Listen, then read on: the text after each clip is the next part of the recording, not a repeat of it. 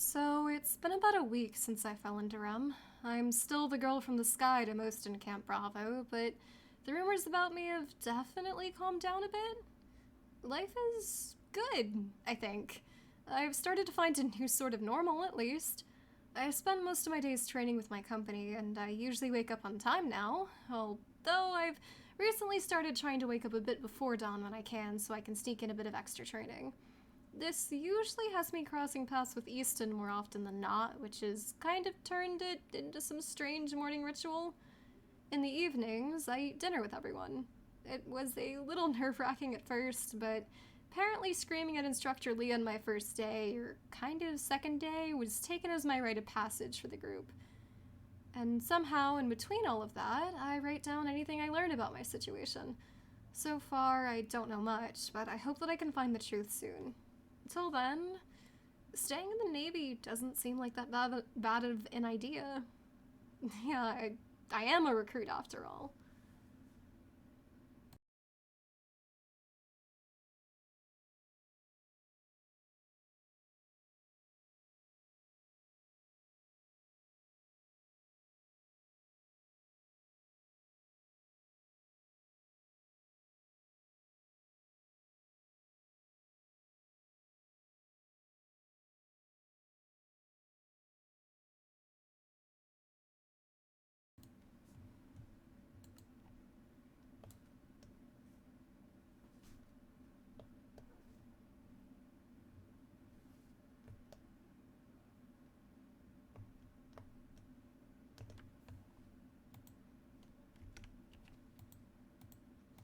Great, I didn't want to break immersion, but why is this not switching to Minecraft?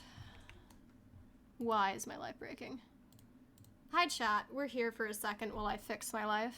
And now it's here. Hello? Wow. Never can let me smoothly transition into anything, can it? And now it's gone again. No, it's back. Okay. There we go. Hold on, let's test the fade real quick. Okay, we're gonna pretend that didn't happen. Let me lay down again like I'm dramatic and cool. And not a complete disaster. Sorry for leaving y'all on the starting soon screen for so long there. And let me mute my phone. There we go. Anyway, hi guys. We're getting the scuff out of the way so the rest of it's fine. Don't worry, guys. That's how it works. You gotta get rid of it. Shake it off. Alrighty. Thank y'all for coming. I hope y'all enjoy the stream.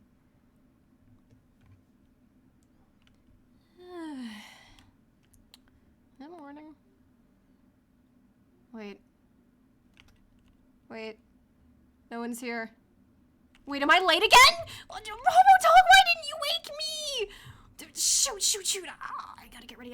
Hey, don't look at me like that. If I'm late again, I'm gonna get yelled at. Wait, no. No, it's my day off, isn't it? Right. I'm sorry, RoboDog, for blaming you. It wasn't your fault. It was mine. I'm sorry. No, don't look at me like... I'm sorry. Don't look at me like that. No, I'm so sorry. I'm sorry. Listen, okay, it was my fault. Okay. There. Pat. Good boy. Okay. Now that that's out of the way, I think I'm very much awake. I don't know what to do around here. I mean, surely the others are gonna know, like, something. I mean, there's gotta be activities or something to do. I mean, why else give us a day off? Maybe it's just to recover. Oh. You good? Okay, good. I still can't believe you can go up and down ladders. That's a cool trick. Alrighty. Oh wait, fuck, it's supposed to be morning. Damn. Did I wake up, like, extra early? Damn, bro. Oh, I think my eyes were broken. Well, they weren't broken, but anyway. Damn. My eyes were adjusting to the light. Ugh, don't look at the sun. Why was I looking at the sun? That's... Ugh. Anyway, hello, fellas. Hello, my swanlings, as cringe as that may be. How are you this lovely morning?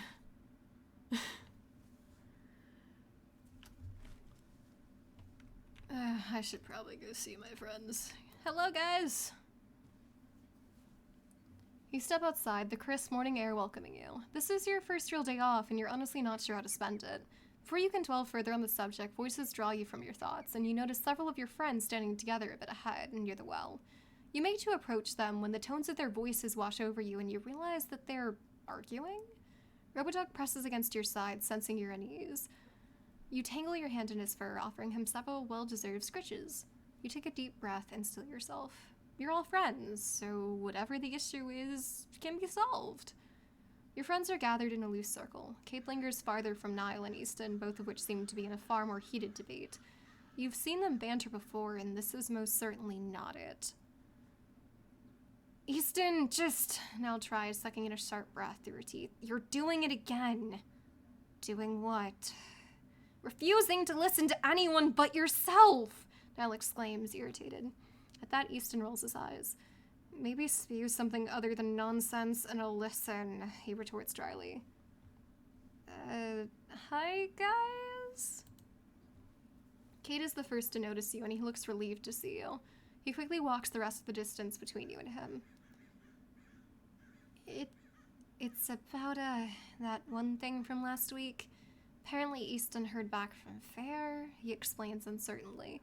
Cade hadn't been there for the attack, but it hadn't taken long for you all to fill him in on the details as you started hanging out more. If Easton was upset, then did that mean that Fair brought bad news? Oh, you're here, Easton says, finally noticing your arrival. His tone stings a bit, and you frown. You sound like you'd rather not see me. He huffs. Yeah, well, that damn captain of yours lied to me, okay? I think I'm due a bit of frustration. What happened to not caring? Niall questions, irritated. Kid sighs. That doesn't help anyone, Niall. So you're taking your frustration out on us? That's... Come on, guys. Let's go somewhere else. Easton frowns, seeming increasingly upset at your dismissal. He seemed conflicted, and you knew he struggles with just how to express himself, but this was ridiculous. You're his friends, not his punching bags. Don't I have a right to be frustrated? Easton demands. Not at us, Kate exclaims, and even Niall, the one usually asking for others to excuse Easton's behavior, nods in agreement. Just like that, Easton's spark fizzles out. I'm sorry, he mumbles. I just got my hopes up. Niall sighs, rubbing at her temples. Yeah, well, what a horrible way to start a morning, she complains, looking your way. Morning, Swan. Morning, everyone. I really hate to ask, but what was that about? Just me being stupid, Easton groans, dragging a hand across his face. Fair told me he couldn't do anything about the whole Bolt situation. Well, that's surprising, but surely there was a reason. Niall smacks Easton on the back of the head. He said more than that, she scolds. Easton is quick to cover the area Niall smacked with his hands as if to protect it. Hey, I repeated the important parts. Maybe you should go see for yourself, Swan. Fair wanted to talk with you anyway, and he can probably explain it better than we can, Cade suggests sheepishly. Words! He can do better than Easton, that's for sure, Niall snarks, dodging the weak hit on Easton's end. Oh, sure, I guess. But we should do something together afterwards. Who knows when we're gonna get another break day? Kate smiles. Yeah, that sounds like fun. This is your first break day, right? We'll have to show you just what's fun around here, he says. And after a moment, he looks Niall and Easton's way. Although, their definition of fun might differ from ours, he notes in retrospect. Niall chuckles. Hey, give it a fair shot at least. Or we could just sleep, Easton proposes. Absolutely not. You're always sleeping anyway, Niall refuses. You chuckle, just glad that everything calmed down so quickly. Maybe. I'm looking forward to it. Cade nods. See you later, then. He's probably still in that office of his, Easton states, gaze sliding past you and towards the guest barrack. All right, Till later. Alright, come on, Robo-Dog. Let's go see Fair. Maybe he'll have some insight on this whole situation. I mean, he's bound to, but I'm kind of surprised. I mean, he was so determined to figure something out. Don't know why there'd be bad news. It's still weird how empty this place is. But I guess I know why now. Huh. I guess he was waiting for me. That, or maybe he typically keeps his office open. Hey, Fair.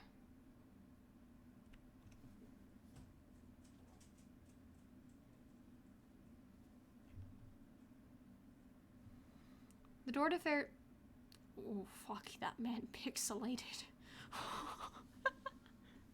Wait, should I curse? No. I'm sorry. He's just so pixelated for no reason. What happened to him? This man's diseased. It's okay, Fair. We'll get you some help. Pat, pat, you'll be fine. Okay. Bear with that. Something must have happened. It's okay. Okay. Whew. It's fine. We're fine. Calm. The door to Fair's office/bedroom was open this time, as if he were expecting someone. Well, you already know that someone is probably you, so Fair lifts his head from some papers, and despite the evident exhaustion in his face, he seems alright. Good morning, Swan, he greets. Robodog baps you lightly with his tail, catching your attention. He looks up at you, and then to Fair, as if indicating his intentions. You nod, and he's off like a rocket. Hey, bud. Oh, I missed you as well, Fair replies to Robodog's energetic dog affection. I knew he'd miss you. Can a friend not miss one... Can a friend not miss one friend despite spending time with another? We're both quite alright, I assure you, Fair promises. Unable to say that any other way, clearly. He gestures for you to enter, and you do, passing the threshold. You take a seat. You wanted to see me? He nods. That I did. Do you recall when you asked if there were others like you, ones that had fallen from the sky, Fair asks. You do recall asking him that, although you don't remember all of the details about that conversation. There's been reported sightings of others falling from the sky all over REM. You're not alone. There are really others? Yes, there are.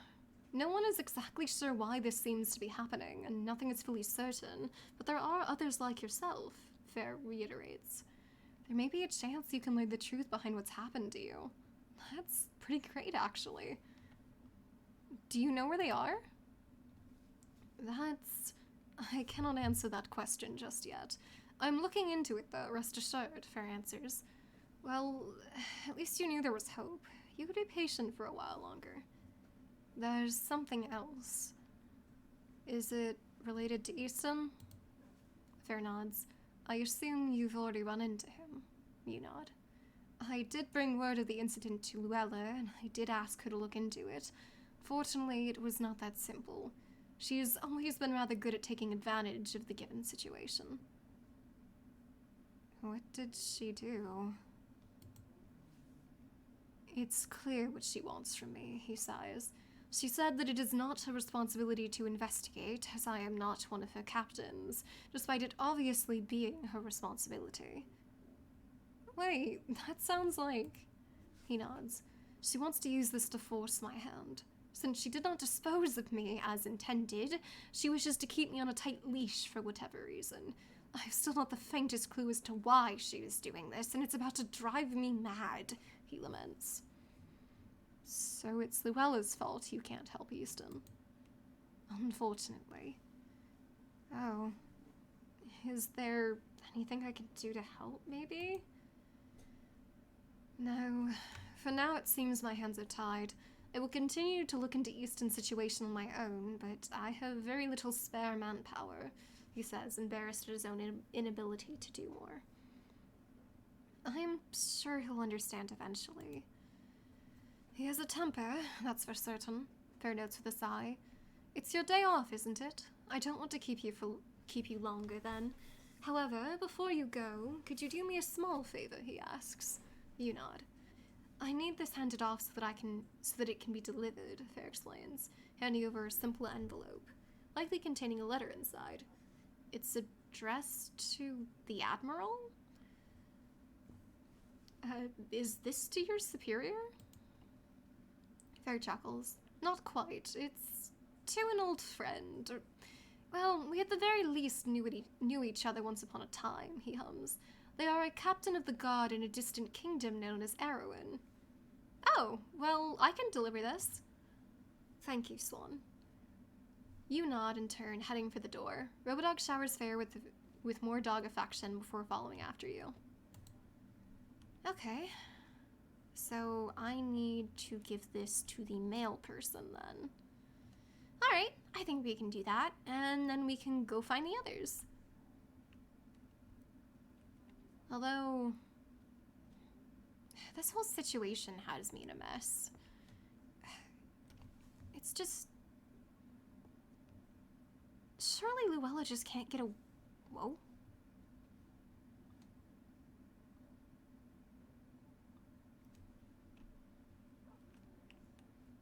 There's a paper.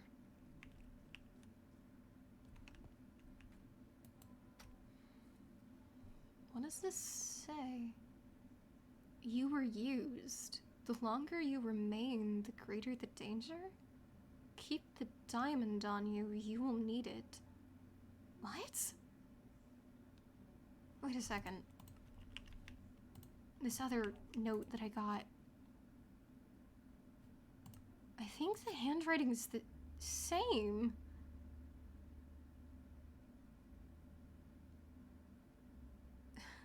What do you mean I was used?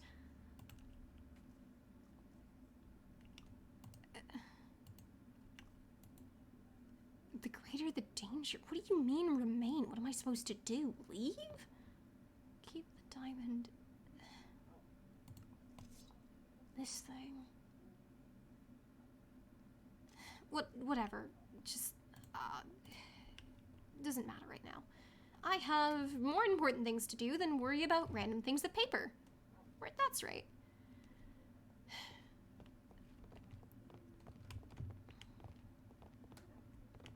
So, still, surely she can't just do stuff like that. I mean, there's gotta be some type of protocol or... What if I were to ask her? What if I were to just go up to her and ask her why she can't look into it? I mean, surely she can just lie to me. But no, that's a horrible idea. That's just recipe for disaster. What am I thinking? Ugh. I just wish this was simpler. I mean, she's in a position of power. Surely she has to be somewhat good or something. I mean, that's probably kind of foolish to think that way, but I don't know. Something's up. Oh. Not much.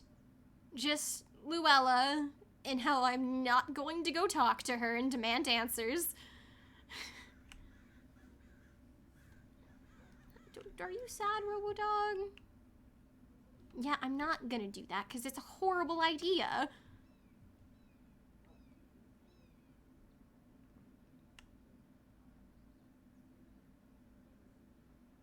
Kitty? No, it's not a great idea. You know what Luella did? We're literally just recruits. Why would it be a good idea for us to go in there and demand, hey, why aren't you looking into this? And we can do that? Dude, we're just like...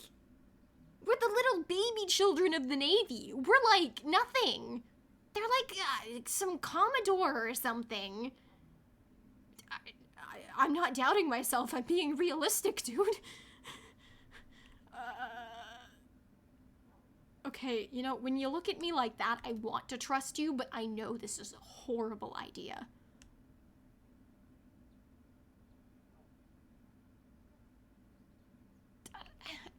this isn't gonna go well. There's a reason why I said it was a bad idea. No, Kitty, you're not walking away. No, Kitty. Oh, dear Lord. Kitty! Come on, this is a bad idea. No! Shoot. Come on, Robodog, we gotta catch up before Kitty makes a huge mistake. Oh, wait, I still gotta deliver this letter. Where's the guy? There's a guy. There's bound to be a guy. There's the guy. Hey, I don't have a lot of time, but this is from Captain Fair Raven. That's a button. Please get that delivered. It's supposed to go somewhere. I gotta go. Oh, shoot, where did he? Oh, no, he went upstairs, didn't he? It would only make sense if they went upstairs, because upstairs is important seeming. Oh, dear Lord. You take the steps 2 at a time, watching as Kitty's tail vanishes at the top of the stairs. You'd only ever been to the 1st and 2nd floor, and even then had been with express permission. Was it really all right to go to the 3rd? You reach the landing, grasping the railing as you haul yourself up and quickly turn, preparing to race in the only other direction that made sense, when you came to a skidding halt, nearly tripping over your own feet. A tall man, scarred and grim, stands before a door at the end of the way, and before that man stands Kitty. She's notably smaller than him, but that certainly isn't stopping her. It's as if a kitten was facing off against a lion with belligerent passion that, in all honesty, leaves you afraid for her safety. You! I'm going in! Do you have an appointment? The man asks. I do now! Without a further word, Kitty marches for the door, but finds a burly arm blocking his path. What? Hey, excuse me! I said I'm going in! And just who do you think you are to schedule yourself, pal? He huffs. Kitty! What? They duck, grabbing for the handle and scampering inside, while the man looks around, momentarily confused. Upon finding no cat other than the devious one that just tricked him, he spins around. Hey, you can't go in there, he snaps, storming in after them. Oh, this is the worst decision of my life. I'm going after them. You don't have much time to decide, and perhaps that's exactly why you find yourself bolting after them both straight into the lion's den. The office is quite like Luella appears herself, graceful without being overly decorative, but still commanding a presence. The very place reminds you of what you assume a principal's office would look like, which only adds to your panic. You've never actually been to the principal's office, but now you'd come here of your own volition. Well, sort of. Kitty plants herself firmly in the center of the room, spinning around like a miniature hurricane until she spies her target. On one end of the room is a grand mahogany desk stained a deep black, behind which sits Luella.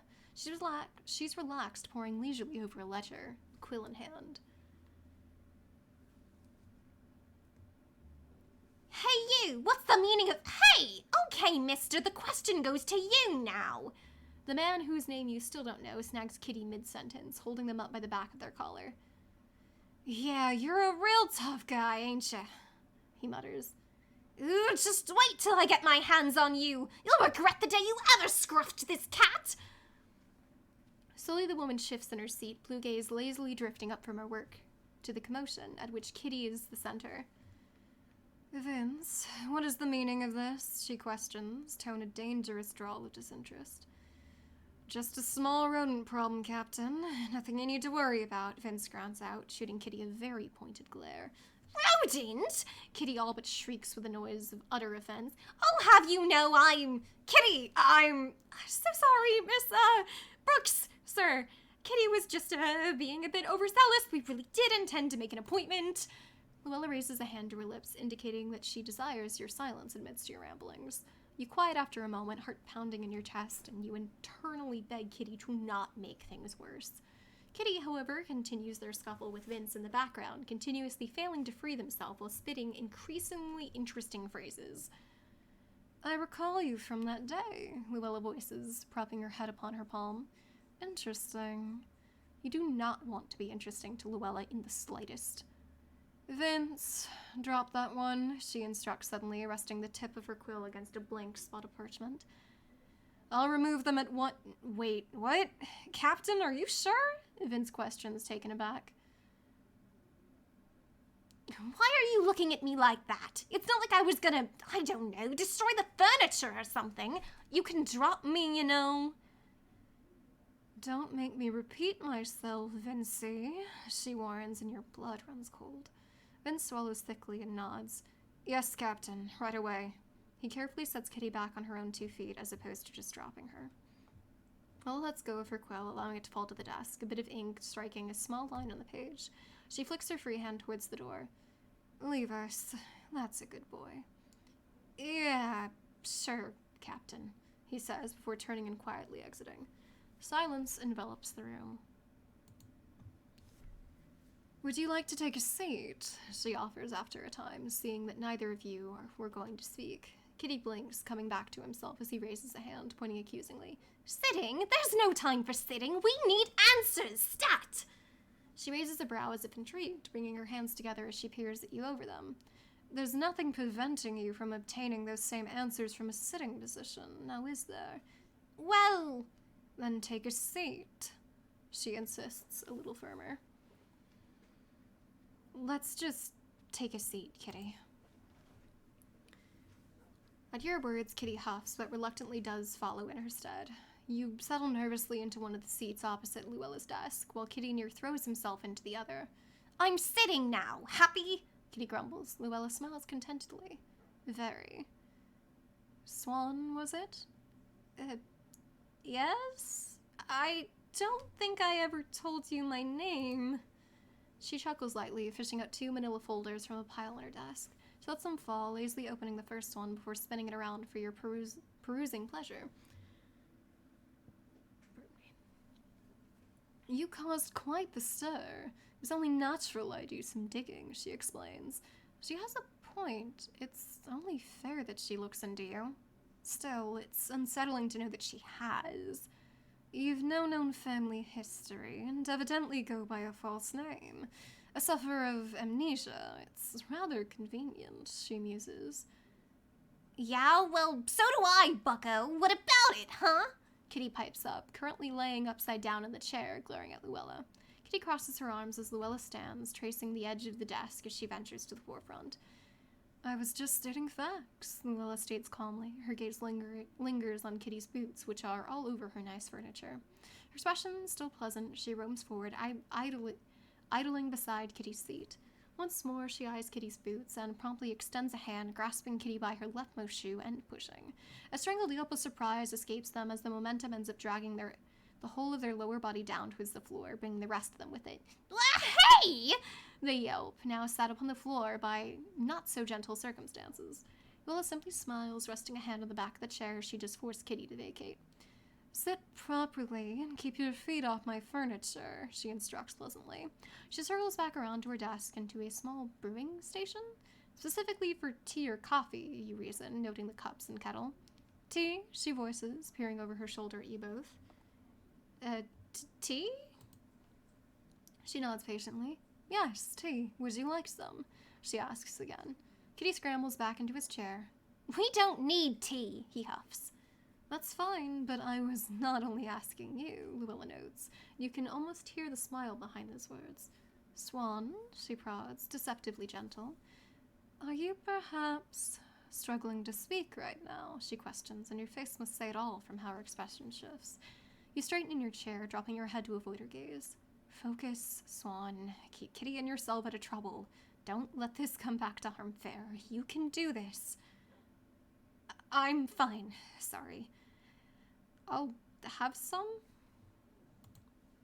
You can feel the betrayed stare of Kitty burning into the side of your head as you lift it, looking at her unsurely. Willa turns back to her teas with a nod. It's quite normal, she says as she fills the kettle. It is difficult to find your voice in stressful situations. You bite your lip, uncertain how you should respond. However, that does raise a question, she muses, setting the kettle atop some contraption. She turns, bold blue eyes meeting your wary pale ones, and you freeze as if transfixed. Why do you find my presence stressful? There are plenty of reasons, all of which you cannot tell her. Your animate friend frowns. 'Cause you're a Commodore, duh! Plus, you're, you. No offense, unless you want to be offended. Kitty, you are so good at joke! Hey, I'm not joking. What tea is it? What tea is it?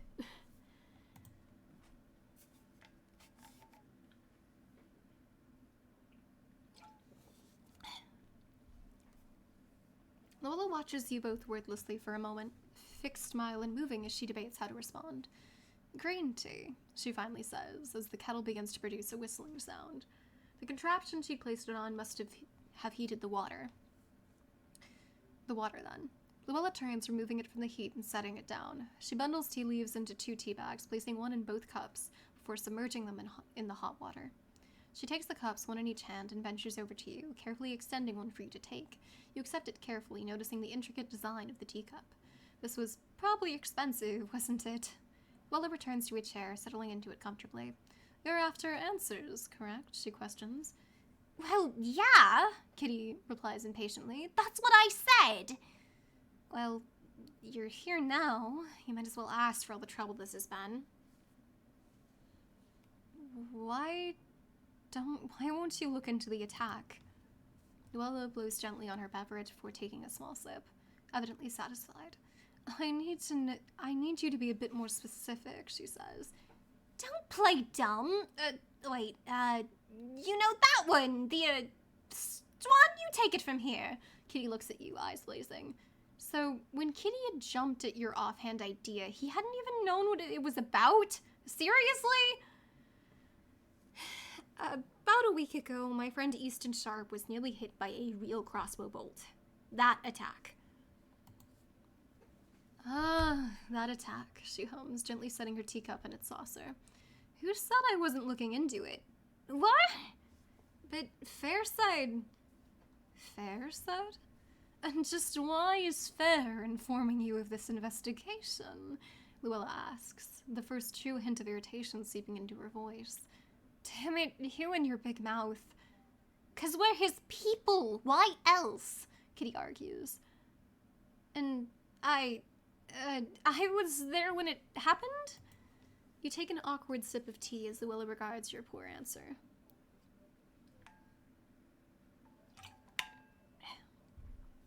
The flavor is unfamiliar to you, but it isn't bad. She sighs. Well, then he was mistaken. I am having my people conduct an investigation of all possible suspects, save for the recruits. Wait, why not recruits? She raises a brow. Why would I investigate the recruits? It was a sharpened bolt, something recruits do not have access to. Can't they? If someone helped them or something. Answer me this. Why are you so insistent that I look into the recruits? Are you not one of them? Luella finally asks. Well, someone would have noticed something if it were anyone other than a recruit, right? I mean, you know, yeah. Even to you, that logic feels shaky on its own, but it does make sense to you. Luella doesn't seem convinced. That's speculation. I won't frighten and upturn the lives of the recruits here just based on speculation. Then what if I get you evidence? Get me evidence, you nod. If I can prove it likely with physical evidence that it was likely a recruit, will you investigate them? She looks at you with an emotion you can't quite describe. If you can at least do that much, I will consider it, Luella agrees. Consider it? Kitty echoes. Why not just say you'll do it? My decision will depend on the evidence, she states, rising. No, I believe I have indulged you two for long enough. I must get back to my work. You stand, sensing your cue to leave. Return only if you find something, and Kitty, Luella instructs. What? Mind what you say next time. I will not always be so tolerant, she warns, turning her back to you both. You drink a bit more of your tea hurriedly, not wanting it to seem like you didn't appreciate the drink, before setting it down on the edge of her desk. Let's go, Kitty. What? You snatch Kitty's hand and pull him and yourself out of the room. Let's just go before you make this worse. Come on. The two of you retreat from Luella's office. Kitty seems less than pleased, downright annoyed, in fact. My decision will depend on the evidence. I've indulged you two long enough. Mind what you say. I'm so intolerant. My name's Luella. Kitty mocks. Leave it to good old Captain Suspicious to leave us with no answers.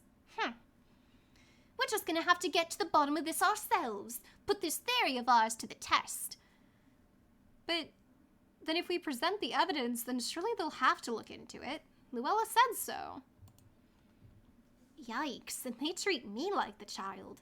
Swan, we just hit a brick wall with that. You seriously think that going back a second time is going to do anything? Kitty looks at you, arms crossed and eyebrows raised. Yes?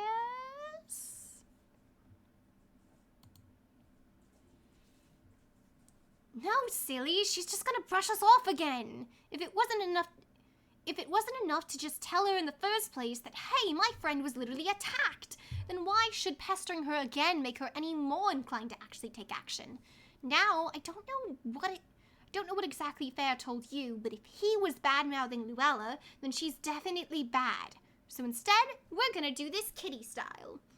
You can't help but feel a spark of panic at that. Kitty style?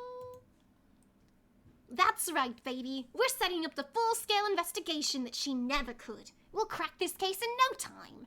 He pounds a fist into his other hand for emphasis, smirking. So, my detective partner, where do we begin looking? Looking for what? Comes the voice from behind the two of you. You spin around, finding Easton at the bottom of the stairs. Why, if it isn't the man of the hour? We're actually investigating the very attack on your life. Not exactly, but yes, kind of. He raises an eyebrow at you. That's why you're right outside the office of Commodore Brooks? Yes, in fact. And let me guess, she was so helpful with that. What? No! Why do you think we're the ones investigating now? Easton scoffs because Kitty clearly does not understand sarcasm. Of course. Yet again, I'm scorned by authority. First Fair lets me down, and now the Commodore. What was that?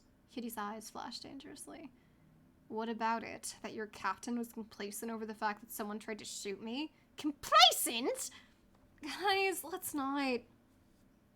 Before you can even get a full sentence out, Kitty's foot connects with a thud to Easton's shin. Ow! He yelps. What the? Don't you dare insult the honor of my captain like that! She snaps. Oh, you're making your captain look real good right now, kid. By defending him? By kicking me? Guys, please. Yet again, you're interrupted by a third voice. Instructor Lee. Oh no. What's all this ruckus? He booms. Outside of offices, no less. I'm so sorry, sir. They were just having a bit of a disagreement. A loud and disruptive disagreement. Haven't you learned enough about disrespect? Clearly not. Kitty shoots towards Easton with a glare. Make it worse for us, why don't you? He mutters, rolling his eyes. And all of you to the closet. He points at a door off to the side. You're gonna clean up and make yourselves useful while you learn to mind your manners. Yes, sir. I'm so sorry. The tables turn. This time it's you basically dragging Kitty and now Easton off elsewhere so that you can escape the conflict as quickly as possible. Come on. Let's see what kind of mess you dragged us into this time. Oh, sorry, Robodog. Ugh. You know, maybe it would be better if you wait outside, Robodog. I don't think all this dust is gonna be good for you. Or me, for that matter. Here you go, bud. We don't want you getting your nose in a mess. Let's get to cleaning.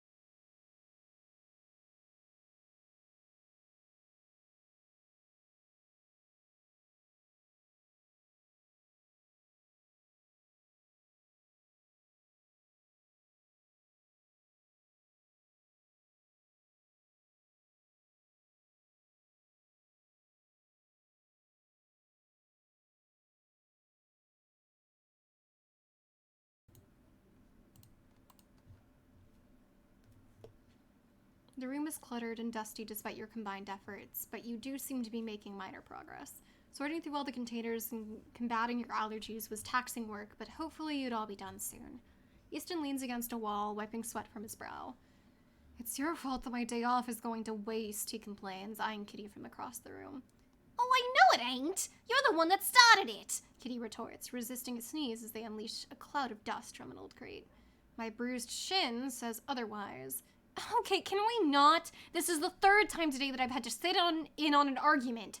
Newsflash, it isn't fun. Easton huffs, crossing his arms. Oh, so you're saying it's fine that I got kicked in the shin. I get it, he grumbles, seeming mildly offended. I never said that. Stop putting words in my mouth. You're the one that insulted the captain, Kitty grumbles. Just because you can't help yourself doesn't mean you can badmouth the ones that did try and go... Hold on, English language. Just because you can't help yourself doesn't mean you can badmouth the one that did try and go out of the way for you. I'm perfectly capable of helping myself, Easton snaps, pushing off the wall and taking a daring step towards Kitty. Guys! Kitty sticks out her tongue at Easton. Sure, and you didn't get kicked in the shins, right? Guys, that's enough! You storm between them, pressing a firm hand against each of their chests, and you push. Kitty scampers back a few paces, surprised, but Easton, on the other hand, topples over backwards, body vanishing behind the very pile of crates he ends up tripping over. I didn't mean to do that. Within moments, Kitty begins cackling, bent over with laughter. His face was priceless, she howls. Shh, quiet down. If we're caught goofing off, who knows what Instructor Lee will give us next. Kitty does heed your warning, but struggles to rein in his laughter. Oh, come on, don't be so serious. We won't get in trouble. I'm beginning to realize that a lot of my friends tell me that, and it is very much not true. Hey, Kitty huffs, I don't lie. Sure. Hey, Easton, you've been silent for a bit there. You good? He does not answer you. Easton? Kitty voices taking a tentative step towards the pile Easton had tripped over. Get up! Still, Easton does not get up. Okay, this isn't funny. Kitty tilts his head as if curious. What if he's dead? Don't say that! He's not dead! Well, Kitty starts, but is probably interrupted by a loud stage whisper from behind the crate. Hush, would you? I'm trying to listen, Easton grumbles. Hey, you shouldn't scare us, Like, Kitty complains, bristling before once again being shushed by Easton. All right, he concedes. Easton waves you both over, and you gather in a pile against the wall that you're pretty sure is shared with Luella's office. Listen, he instructs. You barely manage to make out two pairs of voices, both muffled by the wall. One is Luella, and the other sounds younger, or your age. I'm very disappointed in you, Luella notes. But I tried my best. They must have taken it with them, a male voice protests. You left the crossbow bolt behind to be taken as evidence, Luella states, unimpressed. There was no way I could get back in and get it back until they left. Then you should have tied a string to it, or are you incapable of even that much?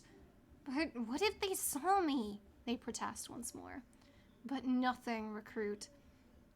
The fact that you crawled back here after causing such a mess.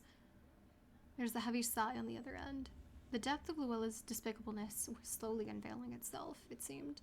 If you were right, which it didn't get much more obvious than this, Luella was speaking to the very person you all had been trying to find. Easton's attacker, a recruit, just like Easton had figured. Easton untangles himself from you and Kitty, staggering to his feet in a rush for the door. We have to get a look, Easton says, reaching for the handle. Before you can open the door, it's opened by a person none of them wanted to see again. Instructor Charles Lee. What's all this racket for? He demands, looking down at Easton with a disapproving gaze. It seems to me that you all are just slacking off, he barks, and Easton takes a step back while both you and Kitty scramble to your feet. We're not slacking, sir! Those words were probably not terribly effective coming from you. You're pretty sure he's still holding a grudge against you for the stunt you pulled on your second day. Still, given both Kitty and Easton's temperaments, you were the best one to try and smooth things over. Well, then just what do you call this sorry display? Lee demands. Kitty huffs. It's called a process for a reason. Just why are you all in and around this? Just why are you all in and around this stuffy old place? The voice of your afternoon instructor, Leslie Taylor, inquires as he approaches, pausing beside Lee. Charles, don't tell me you're having our recruits kept inside on a fine day like this. What else would you have me do? They lack discipline, Lee questions incredulously, staring at Taylor as if they had the worst timing known to man. Taylor chuckles. I used to say the same about you. That... You've never seen Lee so flustered. He promptly turns away as if that'll save him face now. Flustered, are we? Taylor hums, in the most bizarre, speedy exchange you've ever witnessed. What's going on? Your whispered question goes unanswered because Easton looks just as bewildered as you, if not more so. Do whatever you want with them, Lee grumbles before storming away, leaving you in the presence of Taylor. Instructor Taylor? Never do that again, Easton deadpans. Taylor chuckles. It's the most effective way to send him packing. Can you blame me? Kitty chimes in. If it's that effective, I want to learn how. No! Instructor Taylor gets a good laugh out of your antics, but he eventually calms. I meant what I said. It's a nice day. Go out and enjoy it. Oh, maybe don't piss off Charles in the first place. It's quite effective, he advises with a small wink before heading off himself. Damn it, that was our one chance, Easton groans.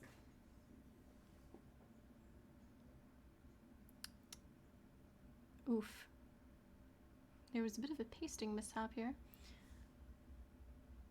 Well, we might as well get out of here. Who knows? Maybe they're still around. Easton stares at you. And just how do you propose we tell them apart from the 50 other recruits? That's my own voice, hold on. And just how do you propose we tell them apart from the 50 other recruits stationed here? What's going on? Kitty questions, confused. Right. Like Cade, they also weren't originally there, except this time you hadn't exactly found a chance to catch him up on everything. I'll explain on the way, Easton grumbles as the three of you file through the door and close it behind you. Let's get out of here. Hi, Robodog. I personally want some fresh air.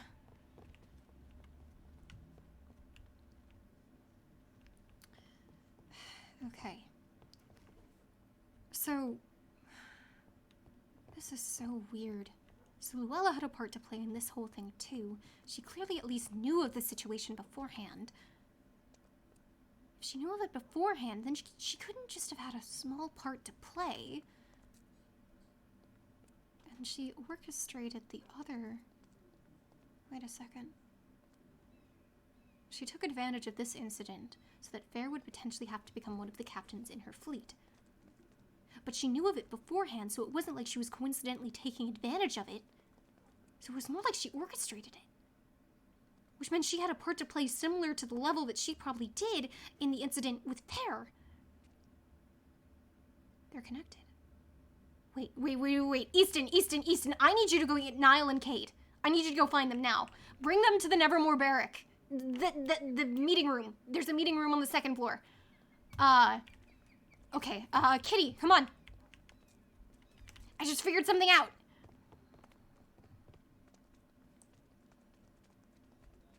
Okay, maybe I'm a genius. Maybe I'm a genius, or maybe I'm incredibly foolish. Who knows? I don't.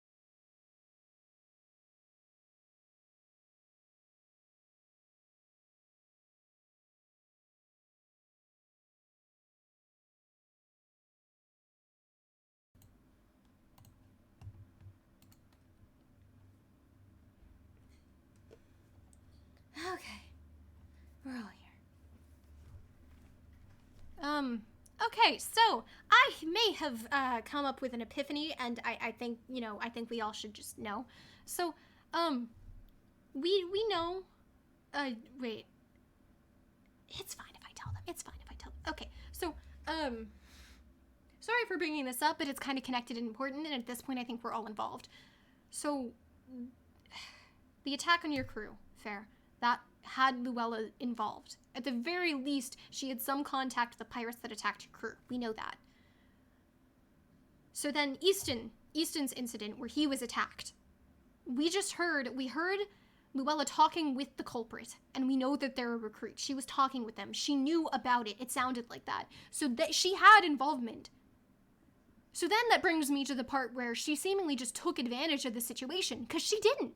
She orchestrated it. She had to have. So if she orchestrated this incident, just like she did yours, then I think this wasn't really actually about going after Easton at all. I think this was actually about using Easton and me to get to you. Since I know Easton, and these are factors that she could account for, I think she used us to get to you. Because she knew that if I came to you with this, you would be honor bound to respond, because that's just the kind of person that you are. So she counted on that. So when you came to her with that, she, gave you that ultimatum of, if you're not one of my captains, I'm not going to do anything about this. So that means this is another attempt to keep you quiet. Or something. So, yeah. What do you think?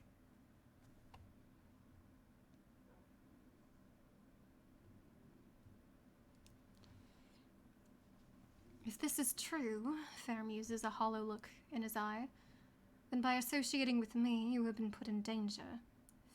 Fair is once again cursed to be just pixelated as all hell.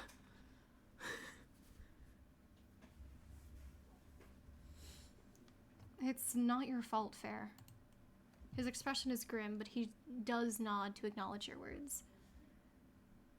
The fault lies solely with 𝐿𝐿𝐿, and she will get her due, Fair swears. Kitty is quick to chime in. Yeah, she will. We'll be sure of that. Easton brings a hand to his chin, thinking. He stares at Fair as if he were some confounding puzzle. I guess you did try after all, he finally mumbles under his breath, pointedly averting his gaze. Cade gives Easton an exasperated look. You're just now realizing that? Seriously, I'd smack you if I thought it knocked some sense into you, he sighs, fingers pressed against his temple as if he were attempting to combat a headache. Don't worry, I gotcha, Nal declares, promptly swatting the back of Easton's head. Easton grunts near stumbling forward a step before catching himself. He shoots a reproachful glare Niall's way, but she just shrugs, smiling innocently. Anyway, what do we do now? The fact that I have been effectively stonewalled has not changed, unfortunately. If anything, this further solidifies that fact, Fair notes, arms crossed. The only option left to me is the subtle route, but that's difficult. Your earlier decision with Kitty about investigating yourselves crosses your mind, but now that you'd connected the dots, was that really still an option? Amidst your musing, Easton shakes his head. This is out of your hands now, sir. No offense, but you and your people are too noticeable, he points out. Hey, are you saying we're not good enough? Kitty demands, bristling. Easton sighs. You're blind if you don't realize how people look at you. The great Nevermore crew. It's been a bit over 2 weeks and you're still here. There's plenty to gossip about, and Swan doesn't help in that regard. Everyone knows how she fell from the sky. Now, and your crew took her under your wing. Wherever you go, eyes follow. People remember, he bluntly explains. That's, well... protests in vain, unwilling to admit defeat. Fair raises a hand. He's right, Kitty. We stand out far too much to conduct a subtle investigation. He's frustrated but unable to deny the reality of the situation. It might be best to find an appropriate ally out of the officials here, he muses. The first person that comes to mind is Instructor Taylor, but could that really help? While 𝐿𝐿𝐿 was in charge, you weren't sure how anyone under her would be able to operate against her orders. We won't be doing that either, Easton states, and Niall groans. Don't pull this again, Easton. If we need help, Niall starts, but Easton hushes her with a look. Easton looks at you. You were going to investigate things on your own, weren't you? There's a bit of a hubbub at that, and you flounder, caught off guard. Why do you have to remember that of all things? Well, that was before. That's what we'll do, Easton decides. At the very least, we can discover the culprit. Cade balks. Wait, you want us to do what? You share in his bewilderment. You were all just recruits in basic training. Why in the world did Easton think that you were capable of this? The trail must have already gone cold in the week or so Fair had been petitioning Luella, which, now that you think about it, was probably the point. Niall doesn't seem to share your Kate's reservations. Heck yeah! Wait, why didn't we just do this from the beginning? Easton fixes Niall with a look. Because a certain someone wouldn't stop pestering me about not biting off more than I could chew whenever I brought it up, he grumbles, and Niall laughs sheepishly. Oh, haha, did I do that? Niall questions, clearly not wanting an answer. Fair regards your exchange with Worry, evidently concerned. I understand your determination, but are you certain? He asks. Easton raises a brow. Is it against the rules to ask around a bit? No, but it's not the rules I worry for, Fair begins, but is interrupted. Easton smirks impishly. You should worry about the rules, I mean, he states. Easton... You fix him with a stern look, hoping you look uncompromising. He meets your gaze easily, only seeming mildly intrigued. What? He questions innocently. I only said he should worry, not that he needs to, or needed to. Nothing's set in stone yet, he comments. You continue glaring, and he finally raises his hands in surrender. Fine, I'll play by the rules for now, you can see it's mildly irritated. When you're given unfair circumstances, it's only natural to break the rules, he points out. And if the wrong person catches wind of what we're doing because of it? Easton stares at you for a moment before averting his gaze. Whatever, he grumbles half-heartedly. Kate sighs. Okay, say we do this. We'll need a plan. You nod, agreeing. There was you, Cade, Niall, and Easton. Well, and Kitty. You had a feeling that the rascal wouldn't stay out of this for anything, and Robodog was also tagging along, so... That was a lot of people. How did these sorts of things go in stories again? You need to find a lead first, but it'd already been over a week. The scene of the crime has probably already been cleaned up. Actually, I do have some good news on that front, Fair states. I've had 2 of my people frequent the place, discouraging entry as much as possible. Kitty pauses, looking at Fair quizzically. Wait, is that what Vivian and Victor have been up to? He exclaims, and Fair nods. I could have helped, Kitty complains. So it should mostly be intact? He nods. I cannot promise that it'll be in the exact same state. Materials have been moved in and out, after all. But as far as I know, it hasn't been cleaned yet. Cade looks to you. Maybe we can find a clue there, he says, voicing your thoughts exactly. Yeah, you two can have fun with that, Easton says, stretching. I have other plans. Kitty huffs. Like? I'm thinking of being a bit more direct. It's more my style, he answers, and you'd be willing to bet that he's being vague on purpose. Niall, you're with me. She just smirks as if she'd expected as much. Fair seems to share your suspicions. Anything you share with another recruit, even if you're just asking questions, it can make its way back to Luella, he warns. Easton shrugs. That's what you're for, Captain. If things go south, you're not just planning on standing by, are you? The question catches you off guard, and you can feel Kitty bristling at your side. Just why did Easton feel the need to challenge Fair at every chance he got? Your gaze burns into the side of his head, but he pointedly ignores you. After all, it's not safe here for any of us now. The battlefield you escaped caught up, he states grimly. Fair inhales sharply at the mention of that battle, anger brimming in his green eye. You? He starts before reining himself in. He takes a calming breath, clenching and unclenching his fists. You are not wrong, he says carefully, not trusting himself fully to speak. I should have said that better, Easton admits after a moment, to everyone's surprise. I meant that we're in this together now. Fair stares at him for a while longer, before the tension in him ebbs, and he relaxes. It goes without saying that I will not just stand by. All the same, let's not delude ourselves. Things are dangerous. I am not attempting to claim that they aren't, but the danger for you all is limited to the extent that you can be used against me, he states. Once we've resolved the situation, I'll do what I can to rectify that impression. After all, After that, you all should no longer be at risk. Niall nods. All right, now that we've all thoroughly made this conversation more uncomfortable than it needed to be, she looks pointedly at Easton, why don't we get to acting instead of just talking, she suggests. You all just had to find the culprit. That's it. The rest you could figure out later. You can do this. Easton heads towards the door. That's fine by me. Kitty jumps out in front of him.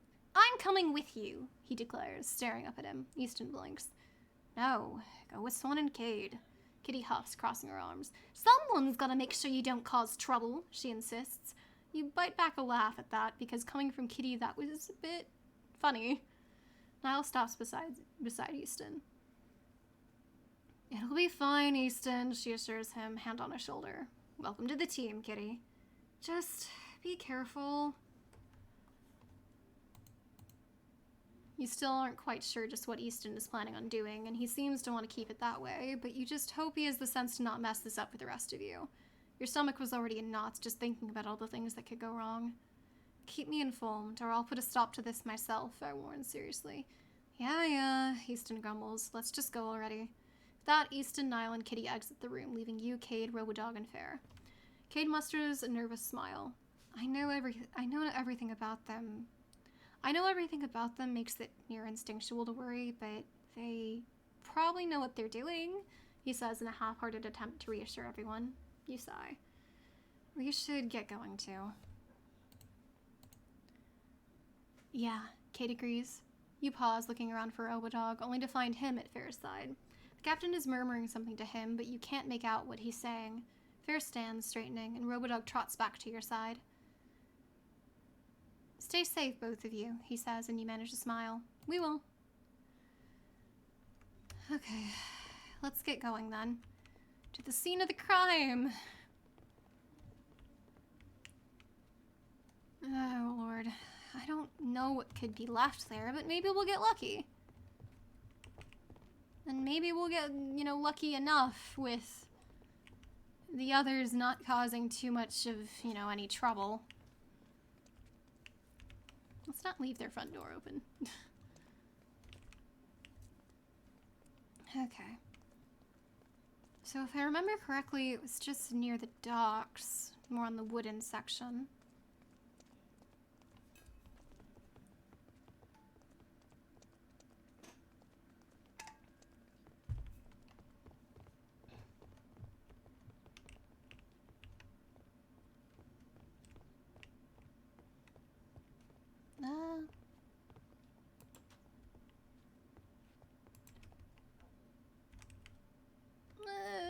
We're not gonna get in trouble for coming in here, right? Let's just get in quickly, actually. Come on, in, before someone sees us.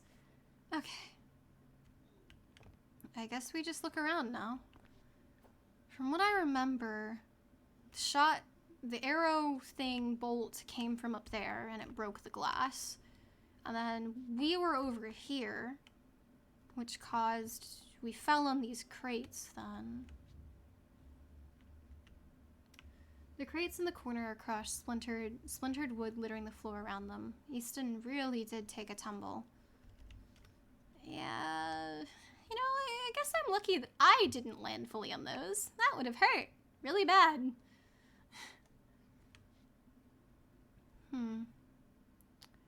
We know they're a recruit, and I guess they'd have to be somewhat proficient. Because since we assume that they aimed for something non-fatal, like their foot, either they're really good, because if I hadn't gotten Easton out of the way, he would have been hit, or they're really bad and they meant to aim elsewhere. Let's see. I should probably be careful over here. The glass is probably shattered. A small glint catches your eye. Between the pile of crates and the rows of barrels is what appears to be shattered glass, or the sandy remnants of it anyway. Looking up, you can see a tiny window high up on the wall, the source of the broken glass. It too was shattered, much as if someone had thrown a baseball through it, or in this case, shot a crossbow bolt. Something else, however, catches your eye. Maybe you can get a closer look? Okay. I suppose I'm taking a note out of Kitty's book here. Climbing on crates. I'm being real illegal right now. Ah! Okay. It's just it's like a jungle gym. This is fine. Okay. You carefully clamber your way up the pile of crates to get a closer look at the window. Sure enough, it's quite broken, but there's a little scrap of what looks like fabric. Whoever did this must have tried to make a quick getaway and got some bit of clothing caught on the jagged edges of the glass and left a bit torn away. You pluck it from its spot and peer more closely at it. It's some sort of heavier woven fabric, like what you'd see on a sweater, or perhaps more sensibly a scarf. Something long like that could easily snag. What's that you've got there? Kate questions. You climb down, showing it off. I'm guessing our culprit lost a piece of their scarf. Well. Good find, Swan. This'll definitely come in handy. Thanks! We should probably catch up with the others then. I think we've exhausted this place. Okay. I'm gonna climb on down now. And not break my ankles. I got this. Okay. Boom. Let's just stand out here. Okay. Alright. Oh, Niall!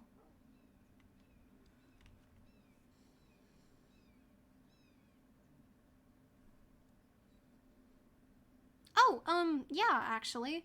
There was this torn bit of fabric by the window. See how it's kind of rough? Something like probably a scarf since it got snagged. I think our culprit, has a torn up scarf or something.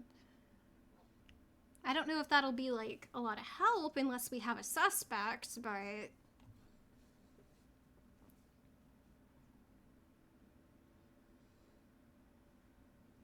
Oh? Did you and Easton find something?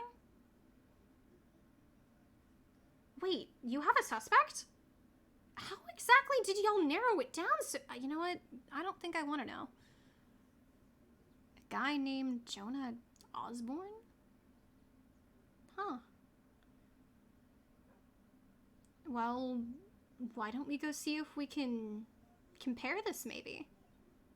I mean, he's got to be around here somewhere, right?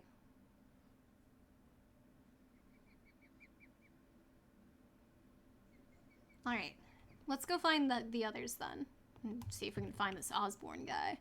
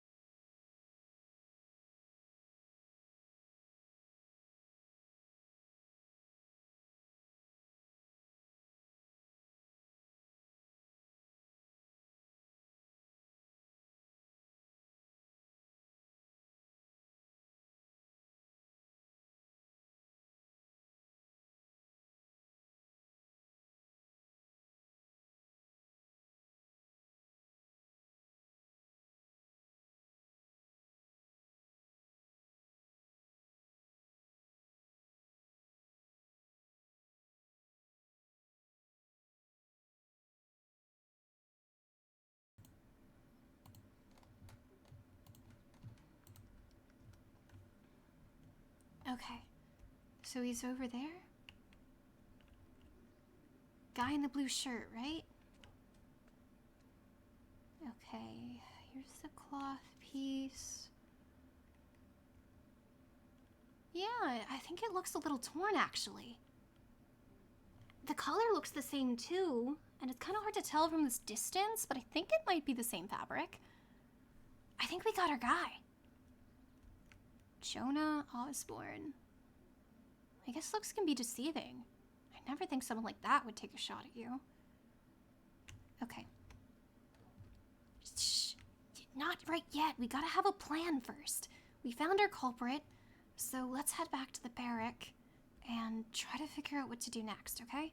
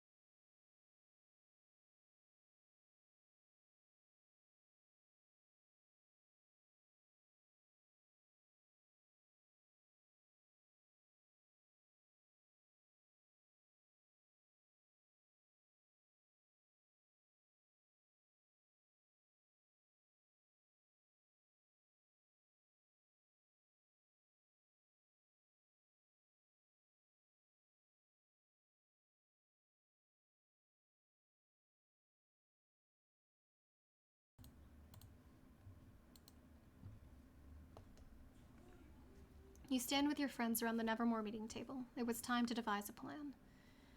Okay, let's just review the situation so far. Easton was nearly shot in the foot by Jonah Osborne. Jonah is a recruit, so he couldn't have gotten that arrow on his own. Our strongest theory is that Luella, by some subtle means, sent Jonah after Easton because if he was hurt in my presence, she trusted it to get back to Fair. Then knowing how honor-bound Fair is, she knew that he would try to handle it. So when he came to her, she laid her trap. She told him that she wouldn't look into it until Fair joined her fleet as one of her captains, which would put him directly under her control. Since she failed to kill him before, this was probably her second best way to keep him quiet, for whatever reason. Gee, thanks for roping me into this, Swan. It's real swell. Hey! The fault is mine, not hers. I was being sarcastic. I'm not that upset. Or not at y'all, at least. I still apologize. Anyway, so how are I supposed to deal with Jonah for good? Luella won't be any help. I'm dealt the same troubling hand here as I was before. I'm just a guest here, and ranks aside, Luella was ordered to temporarily take command here. Orders from HQ take priority. There's no way you could impact the investigation. Not unless I'm invited, no. I cannot declare suspects or someone guilty. Come on, there's gotta be some way. What if we make them fess up? Just let me at them for a few secs and oh, believe me, they'll be talking. Oh, that's dangerous. I can handle danger. Not that kind, mouse brain. Hey! If evidence ties us to the confession, it'll prove that we were doing things we weren't supposed to. That's what you're worried about, right? Yeah, pretty much. In a situation like this, I can only be reactionary. If I see a situation that isn't resolved that requires immediate resolution, I can step in, but only to the extent that the situation is resolved. That doesn't put your attacker in jail. But what if you were to learn about a crime while resolving one of those incidents? Could you act then? If Luella or another of similar high authority was not present, then I maybe could. It would have to be an outright confession or admission, though. Even if we could get a confession, I'm not sure how we'd get Jonah in a situation where you could take charge. We could use a coincidence. What? Fair, if a fight broke out right now, would you be able to discipline us? I suppose I would, yes. Then all we have to do is set up a fight and make sure you're around to witness it. But the confession... Easton can handle that part. I can what now? You have an uncanny ability to piss people off. All you have to do is try to use it this time. Plus, Jonah seems to have an actual grudge against you. There's no better option. That works, I guess. This all seems risky. If under any circumstances this incident is discovered to have been orchestrated, it won't be pretty. That's... Well, okay, maybe this isn't such a good idea. Maybe we should consider transferring to another training camp. That's gotta be a thing, right? I mean, it sucks, but, you know... Transfer? But that's running away! Well, it would get us out of danger, probably. Nuh-uh. No way are we running away. They started the fight, so absolutely we're fighting back. There's no shame in... I'm Southern now. Hold on. There's no shame in How do I not get Southern? Oh, God.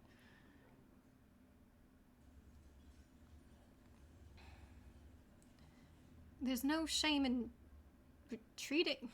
We're Southern, I guess. I'm trying. There's no shame in retreating when necessary. Well, it ain't necessary. Come on, we can get him. We've got an actual plan. I agree with Kitty. If Luella's managed to orchestrate the things all this time, who's to say we can't? Say we do this. We'd need a good spot for this fight to happen, but just how do we lure them there? I could steal their dinner. Absolutely not. Oh, man. Well, what if we write a letter? A letter? Yeah, if we do it right, it could have them showing up out of fear. It's devious, but not a bad idea. Our enemies are devious. I say it's only fair. Yeah, you're onto something, Swan. We send them a letter, scare them so bad they show up, and then bam, pow! But it has to seem like an accident or something. I'm a little lost. You're mostly right. It must seem authentic. Then so long as I hear confession while addressing the fight, I can delegate a punishment. So it's a plan? A risky plan? Oh, but those are the best plans. You get it. We've got a plan. Now we just have to try not to screw it all up.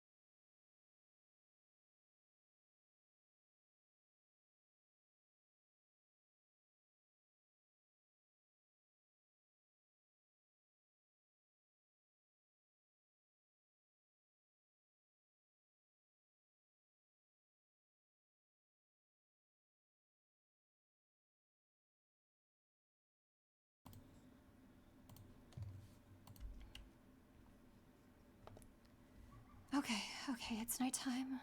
It is the time. We got the note delivered, right? The note was delivered? Okay. If it was delivered, then they should be around here somewhere. Okay. I think that's them, right? Yeah, okay, the same scarf. He brought friends. He wasn't supposed to... Well, I mean, I guess that'll help us make a bigger spectacle, but it'll be fine. Yeah, we did bring friends, right? But I wasn't expecting all of us to need to fight. I just thought that Easton would get into a fist fight with him or something. But I guess it's a brawl. We're risking it all. Okay. Let's go. Okay. So he's probably gonna think that we're the ones here, because I mean, I guess we were threatening him to show up, that we'd like reveal everything. But I guess we play it cool. He's probably gonna be surprised because we were the ones he shot at. But whatever, it's okay. Okay.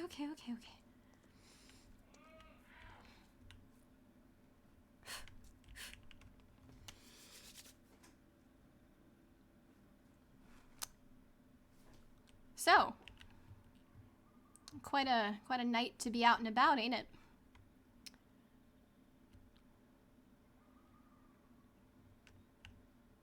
I mean, kind of weird. It's almost like you're here because of a particular note.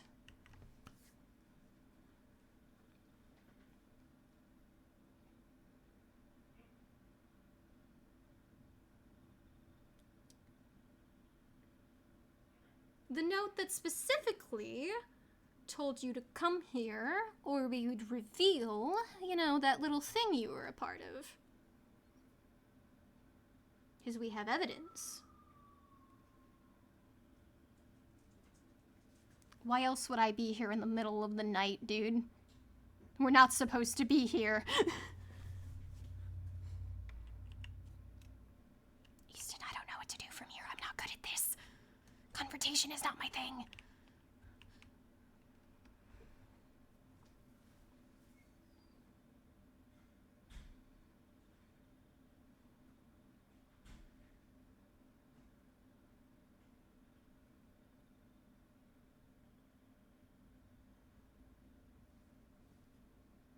Damn, bro.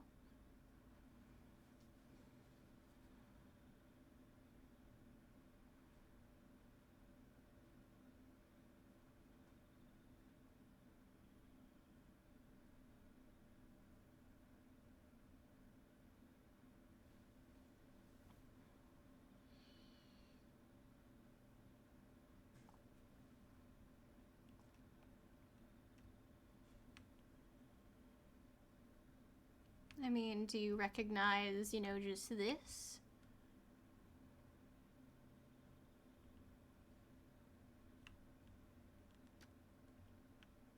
You know, I'm pretty sure that belongs to your scarf there. You know, so,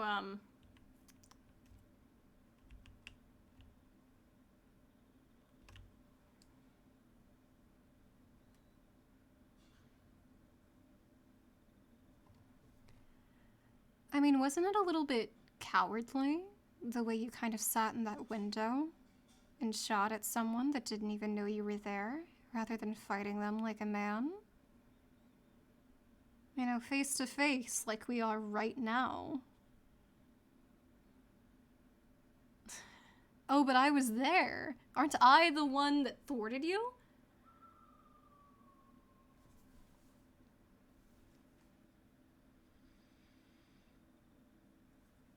I didn't mean to say that, to be honest. Oh, God.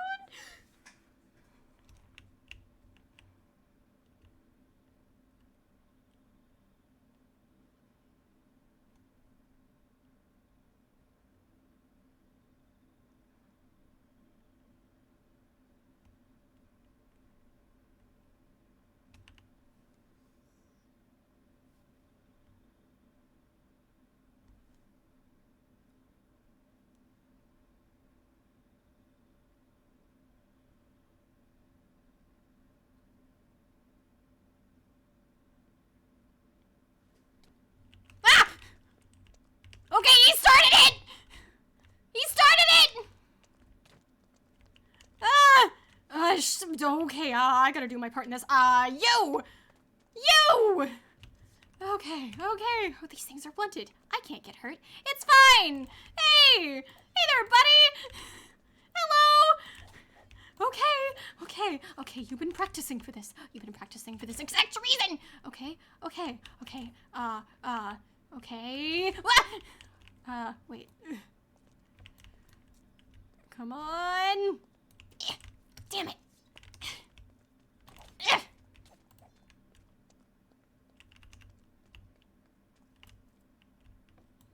No. Okay. Ow.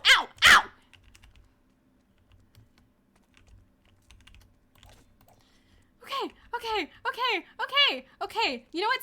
Stay down. You're going down. Down. Okay. Oh, wait. Did I actually do it? Oh my lord. I actually did it.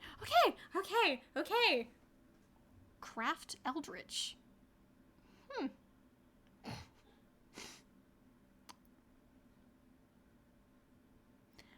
Oh.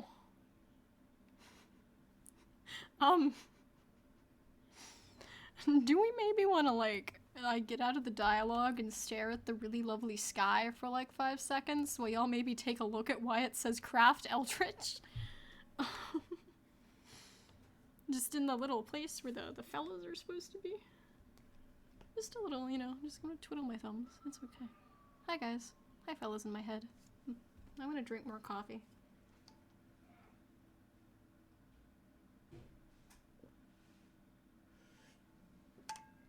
That's the good stuff right there.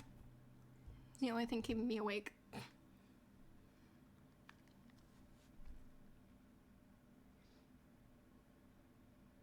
See, I only drink coffee when it's, not tasting like coffee. I'm not a true coffee enjoyer.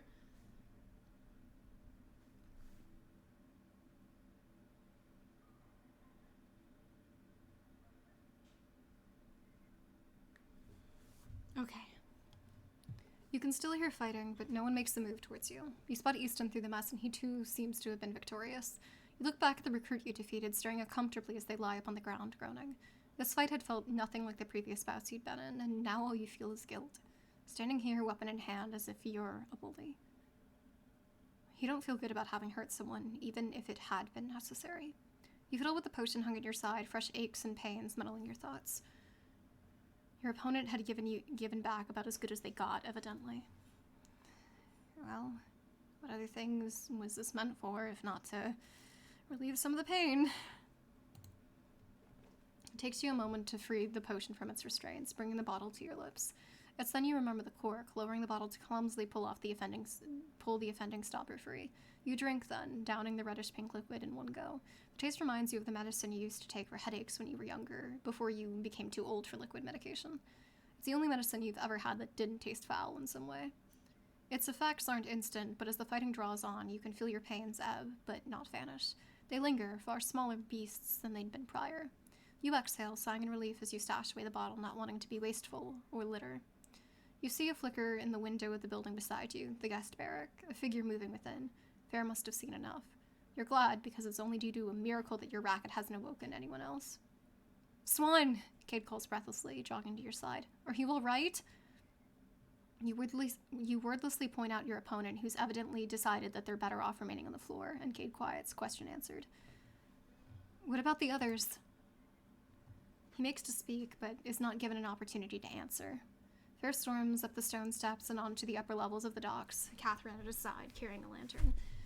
Everyone drop your weapons, he orders, causing several heads to snap his way. At first, no one moves. There's hushed whispers exchanged between Jonah's friends, as if uncertain on whether they had to listen to Fair or not. I will not repeat myself, Fair barks, the picture of authority. Your crossbow slips from your grasp before you even think to comply, clattering against the stone in a way that has you internally wincing. You needed to treat your weapons better. You remove your saber as well, carefully setting it down beside your crossbow before straightening. Everyone else follows suit, all similarly panicked. A fight at this time of night. Are you all out of your mind? He demands, prompting several to lower their heads in shame. You're one of them. No one dares answer him save for Jonah, who attempts to explain. Sir, Who said you could speak? That's not his voice. Who said you could speak? Fair interjects, fixing him with a chilling gaze. But sir!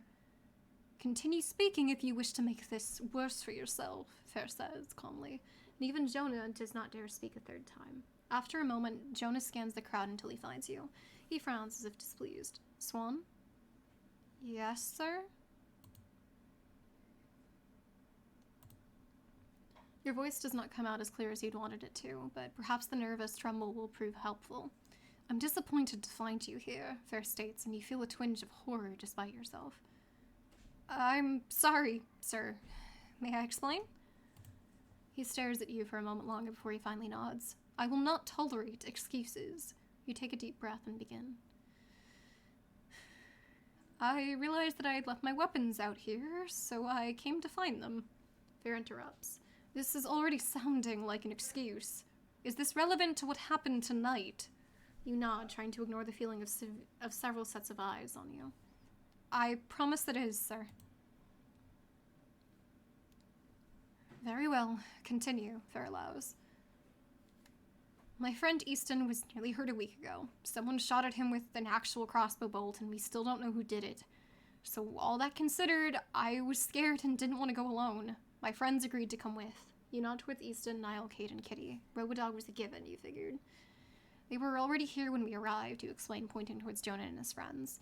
We managed to find my things, but then they came over. That's not true, Jonah snaps. We didn't. Fair stalks forward, displeasure clear. Your name, he demands. Surprised, Jonah momentarily flounders. Jonah Osborne? He provides. If I have to get onto you again for speaking out of turn, I will escalate your punishment, Fair warns, turning his back to him as he once again looks to you. Continue, Swan, he prompts. Sure. Jonah got in Easton's face and wouldn't back off. We tried to de-escalate things, but the next moment something was said, I didn't quite catch it, and then Jonah punched Easton in the face. Fair scans everyone's faces until he finds Easton, whose face was beginning to bruise. He approaches, stopping in front of him. You're Easton? He asks. Easton Sharp, sir, Easton provides. Is this true? Did Osborne punch you? Fair questions. Easton nods, shooting a bitter glare Jonah's way. He did, sir, unprovoked. That's... Jonah starts, but stops just as suddenly, recalling Fair's warning. He glowers. Furious. Fair regards everyone else. Is this true? He asks. There are some mumbled yeses from your side, and he did punch first from the other. Jonah's friends look as if they've realized they've chose the wrong side, the losing side. He has a grudge against me, sir, Fair says after a moment. And you've never seen him act so proper for so long. He's a coward. Sharp, Fair starts. Jonah steps forward a pace, glaring at Easton. I'm a coward? He shouts, and you can practically see the sense leaving his head. Easton smirks. Who else starts a fight only to hide behind his friends, if not a coward? He asks. Sharp, that's enough. And Osborne, I warned you. Jonah rushes Easton. I should have aimed for your head, he roars. And then Catherine is there, bringing about a leg in a wide, sweeping kick that catches Jonah in the stomach, stopping him dead in his tracks. He stumbles backwards, the air forced from his lungs wheezing. Easton looks faintly startled and disturbed, but says nothing. It's quiet. Fair is once again pixelated. Fair grabs a hold of Jonah's shoulder, forcing him to face him. Explain yourself, now, he demands, sounding downright menacing. Jonah is wide-eyed and clearly panicking. I didn't mean that. I was just mad. I wasn't the one that shot at him before. That was someone else. You weren't the one that shot at him before, Fair echoes. Jonah nods rapidly. Exactly. It wasn't me. I just yelled at because I was angry. That isn't common knowledge. What? Jonah stammers. Besides those involved in the incident and the necessary authorities, no one was informed about that incident. Yet you talk like this isn't the first time you're hearing of this, Fair explains. That girl mentioned it, that's why, he says, gesturing to you. The first thing you do after shouting about how you should have aimed for the head is assure me that you weren't the culprit of an incident you supposedly only just heard about, Fair muses. You tried to hurt Easton back then. You're the culprit. He looks at you, alarmed. He tries to speak, but no words come out. His friends look at him with growing horror, and it sets in that he's ratted himself out. Did you attack your fellow recruit with a real crossbow bolt a week ago? Fair demands. Well, I did. For a moment it's silent. Fair holds out a hand. Hand over your seatbelt and uniform. Jonah blinks up at Fair, confused. What? Jonah Osborne, I hereby strip you of your rank and any rights you held due to it, effective immediately. You are to hand over your uniform and seatbelt along with any weaponry provided by the Navy. The exchange is somber, and you watch as Jonah pleads with Fair, desperate to not lose his place. You watch as Fair informs him that he will be detained pending trial. Everyone else will be assigned extra chores as punishment for this impromptu brawl. A considerably lighter punishment in comparison. What's that sound? Fair looks over, noticing it as well. Typically, there were people on duty in the watchtower and around, but Victor and Vivian had supposedly done something about that for this block of time. All the noise this must have finally alerted someone else. All according to plan. Willow approaches, several others on her heels. What's going on? She demands. Fair looks past her towards the others following her. Detain recruit Osborne while I fill the Commodore in, he instructs, and they comply without much fuss. Fair leads Willow off to the side where they chat for a while. Your friends slowly gravitate towards you, combating the silence with company. It's nearly over. You're still nervous, but now with the public's eye on her, it would be strange for Luella to overturn a fair decision. I should probably pick up my weapons. You lean down and retrieve your weapons, returning them to their proper places. You look up to find that Fair and Luella are approaching, and you straighten. Everything has been expertly dealt with, it seems, Luella comments, blue gaze sliding to Fair momentarily. As always, it is best to remove a thorn immediately as opposed to letting it fester, lest it infect the entire flock. Fair nods sagely, despite that being the very thorn Luella so desperately wants to remove. You still weren't sure why, even after all this time. Just what did she have against Fair to do as she has? Her gaze roams the recruits before settling on you. You stiffen instinctually, mouth dry. Why is she staring at you like that? Recruits, report to your barracks. If any one of you is found slacking in your training tomorrow, I will see to it that your punishment is doubled, Luella finally warns, dismissing you all. She turns, heading towards the building Jonah had been dragged to, and you let out a relieved sigh. Cade taps you. We're regrouping at the Nevermore barrack, he whispers. You can already see the other half of your group heading that way, and so you nod. All right.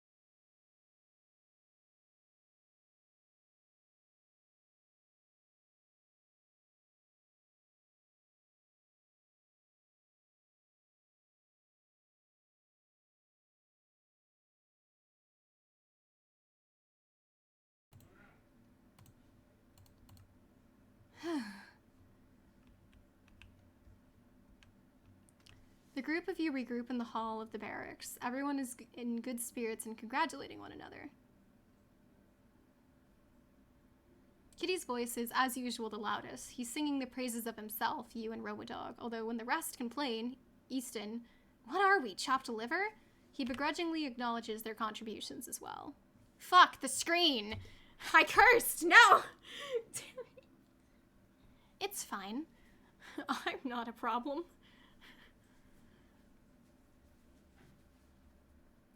Fair offers you all a little time before calling you over in particular. Yeah, Fair?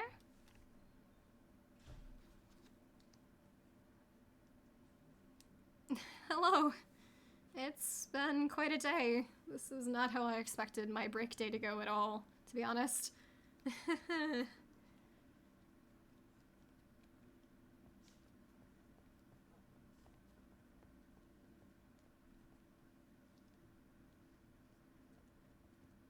I mean, I didn't really know what to expect in the first place, considering I don't even know what is really done for fun around here, and Kate and Niall and all of them never really got to show me in the first place. But then again, Easton probably would have, like, dampened the day anyway, because he's just been grumpy all day, okay? And I'm rambling again. Anyway, you probably called me for a reason, right? Not that you need a reason to talk to me or anything, it's just, you know.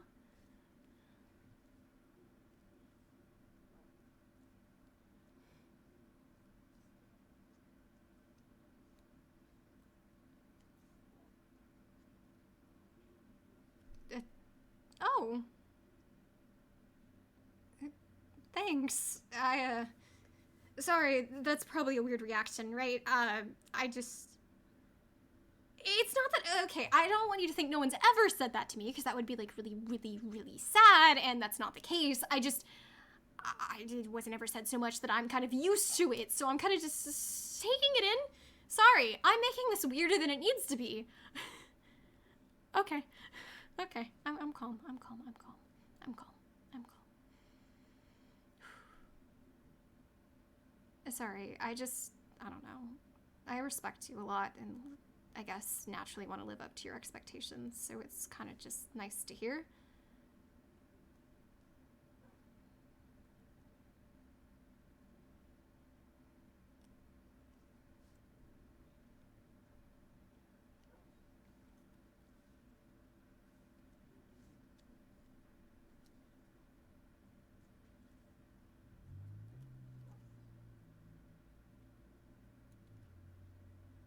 I kind of expected as much. I mean, you did mention trying to fix things so Luella didn't think she could take advantage of using us to get to you in the first place, but that's probably kind of difficult, isn't it?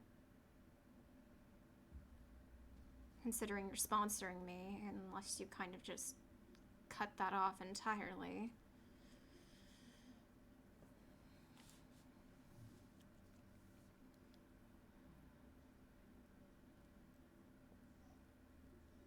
I mean, I can handle whatever comes. I mean, we weathered this okay, I think. So...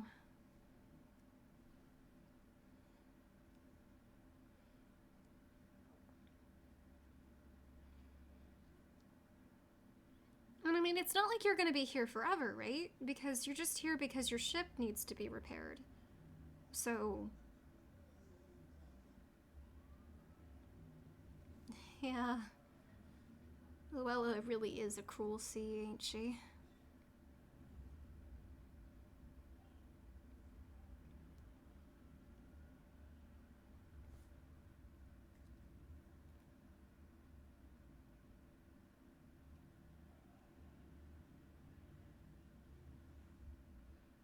Well, I assume that's why you kind of called me over here and not interrupted, you know, everyone else. But I mean, it's okay. I can take it. Yeah.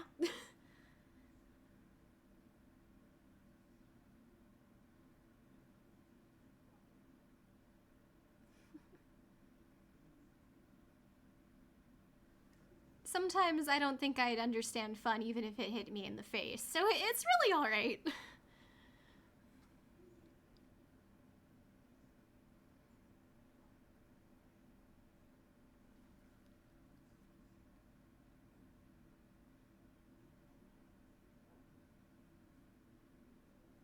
Oh, alright. I mean, if that's okay with you, I mean...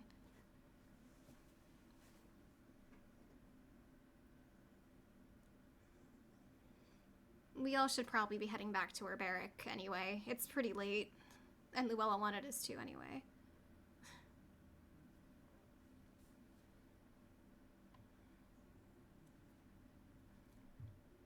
Yes, sir. Thanks, Fair.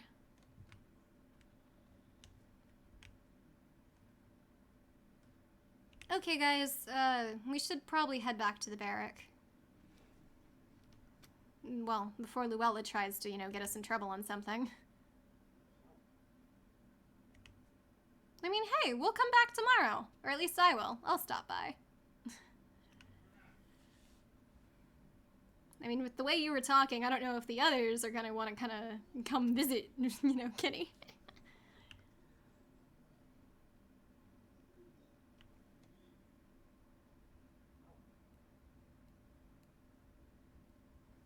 You know what? Coming from you, that's a pretty good start. Alright, let's go! Because it's not going to be night forever and we have training tomorrow, and I'm really, really not looking forward to it, Yes, honestly. Cage, Niall, Fuck, Easton, I did and not Shh! I did not review you. You did not hear Cat Kittersons. You did not. I'm gaslighting you. I'm 100% gaslighting you. You did not hear Cat Kittersons. Anyway.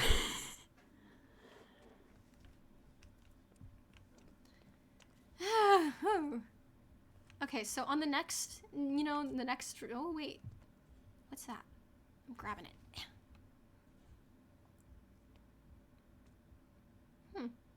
Why don't you guys go on ahead? I want to check something real quick. Yeah, I'll be fine. It's not like I'm planning to stay out here for hours or anything.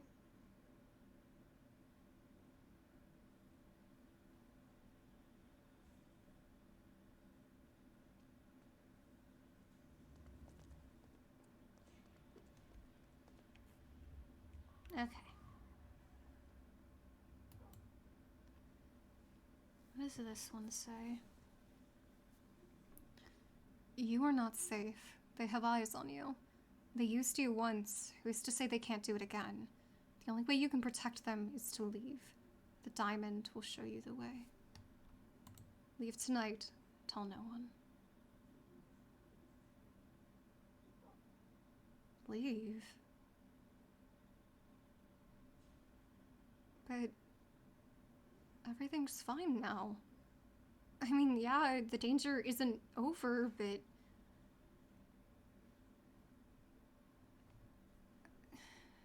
things are finally normal.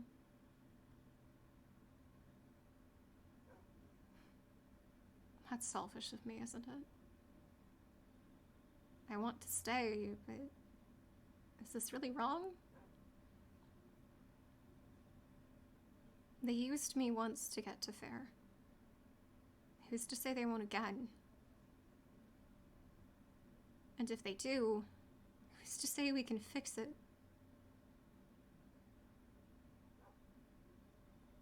I'm not strong. Not really. Not right now. The only thing that I can do would be to leave.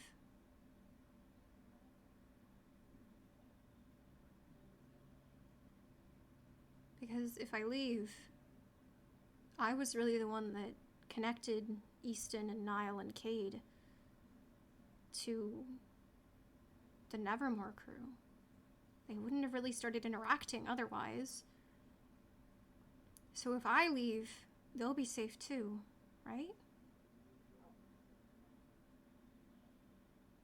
That would be the right thing to do, because it would be keeping them safe. Even if what I really want, well, I want to keep them safe, but I really want to stay here too.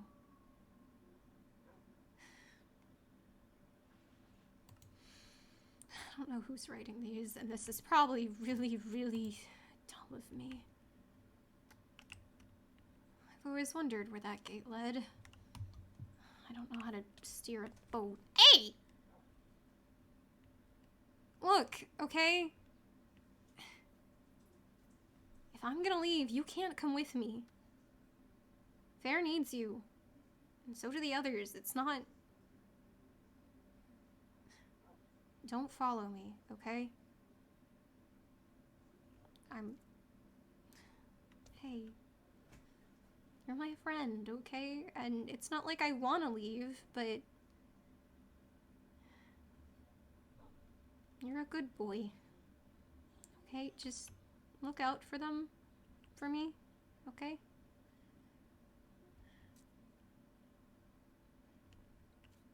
Bye, Robo-Dog. If I leave a note, the others will probably find it too soon and stop me. I'll just have to hope they understand. Now, how do I get... Okay.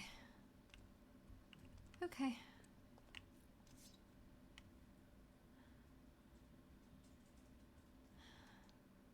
I know this is an island, but this thing will guide me, right?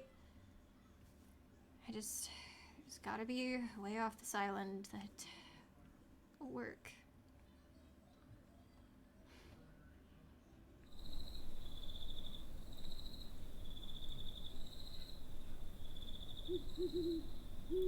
Anybody there? Why did I expect an answer? Okay, look. Spooky, unknown creatures of the night, I'm working on leaving, okay? So just, you leave me alone, and I'll leave you alone. Deal? Deal. Okay. Maybe the note didn't mean this thing would literally guide me, but surely they didn't expect me to just know where to go. I mean, obviously away so I can't be used anymore, plus the whole potentially in danger thing. I so thought this would lead me to some secret meeting place decked out with a ship. Ideally, whoever's been sending me these notes would have been there too. I have so many questions.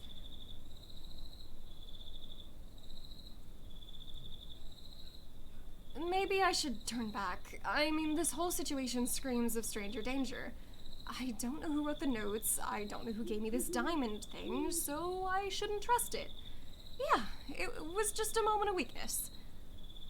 His notes did have pretty fair warnings, everything considered, but I'm sure someone was just trying to scare me. Wait, what if it was Luella? No, the timing wouldn't make sense. I found the first one maybe an hour after she arrived, so... Whatever.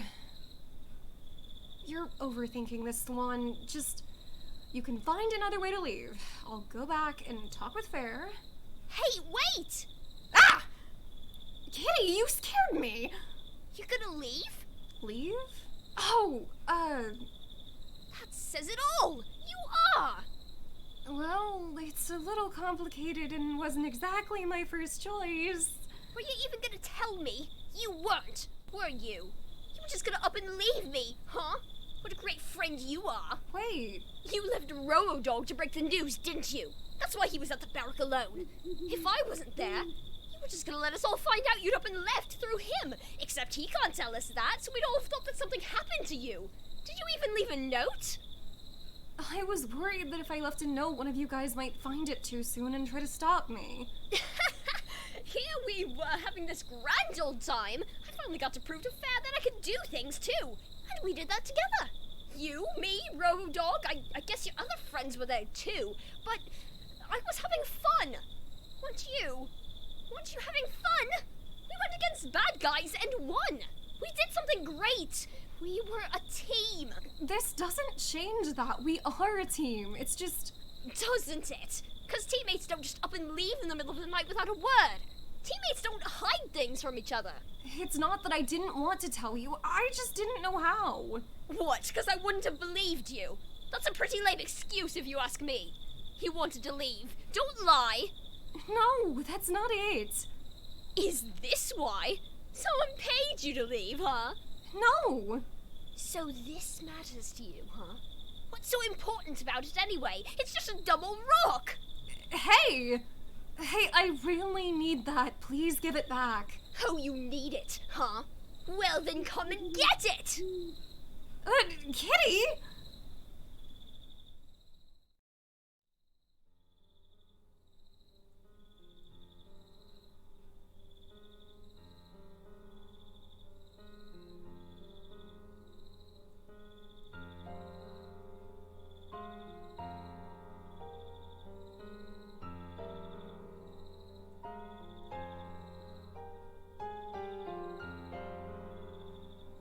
Kitty!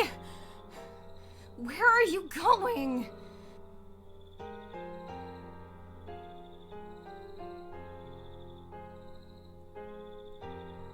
Away from you! What is this? Some kind of weird statue? Wait, this is a dead end! Dang it, statue! What is this? It's like some kind of monument? Whatever.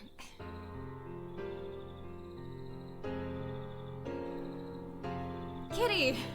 I finally caught up! Now give it back! Why should I, huh? Ugh, give it back! Never! Hey, Stop no pushing fair, me stop or I'm it! gonna fall!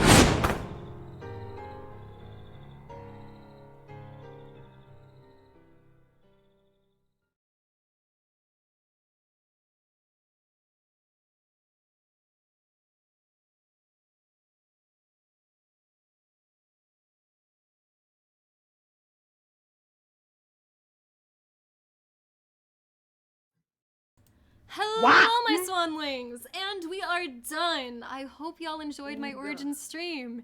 It was a whirlwind of putting everything Hello, together. you dude.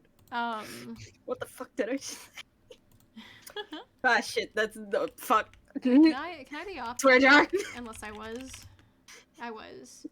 That's 3/4 in the swear jar. Anyway. I messed up too today, don't worry. Yay! I'm glad that y'all had fun. Wee! Real quick, I'm just gonna do this briefly. I want to show off, really briefly, the build. Just like a little brief one-over. I'm not gonna go into all of the details or anything, but there's, I don't think a good one-over of everything was just really obtained. Hello, my Swanlings, and welcome, Queen, to the stream. Although it's kind of a little near over, but it's fine. Wait, can Oh, I well. can I do a hello, my swanlings? Yeah. Do it. Hello, my swanlings, and welcome my to God. the stream. Hi, Swan. I think that's honestly, pretty accurate. Not gonna lie. It's pretty dead on, other than pitch. So we got, there's the gate that we gate. left through, that we left through. Robo dog left over there. There's this little training area that never really got to get used, but it is, What the designated fuck? for the guest barrack. There's that, which was annoying. Something with this chunk is broken, let me tell you. These frame blocks, not broken anywhere else, except here. And I'm very bitter about it, okay? I tried to fix this so many times and it said no. Anyway, we have a cute little well over there. This is the guest barracks. None of these other ones are decorated, if you notice, that they don't have doors up here. Only this one was decorated.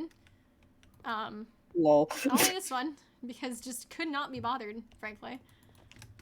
Robo dog. There's the cute little eating area, I really had a fun time hanging buckets on chains. I'm not gonna lie. That was honestly, Straight minutes. honestly my favorite thing in the world.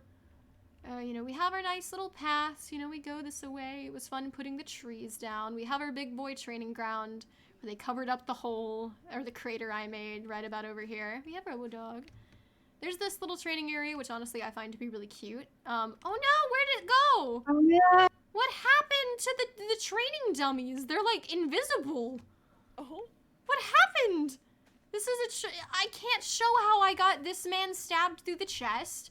That guy was shot in the eye. I'm pretty sure that was most of the catastrophes. What happened to them?